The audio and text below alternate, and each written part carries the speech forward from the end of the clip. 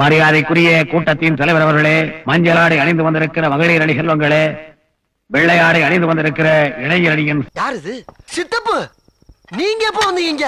என்ன நீ பார்க்கவே இல்லையா? இல்லையா சித்தப்பு? சிங்கங்களே, இடையூறு செய்வதற்காகவே கட்சியின் இடையிலே முளைத்திருக்கிற காளான்களே,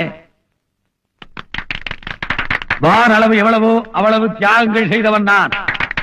கடல் அளவு எவ்வளவோ அவ்வளவு அறிவாற்றல் நிறைந்தவன் நான்.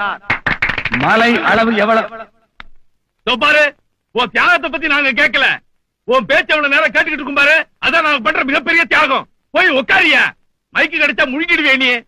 இப்படிப்பட்ட அரசியல் நாகரிகம் தெரியாதவர்கள் அதிகமாகிவிட்ட காரணத்தால் தான் உலக அரங்கில் நமது கட்சியினுடைய மதிப்பு குறைந்து விட்டது என்பதை மைக்கா பண்ற. எதுக்கு நானும்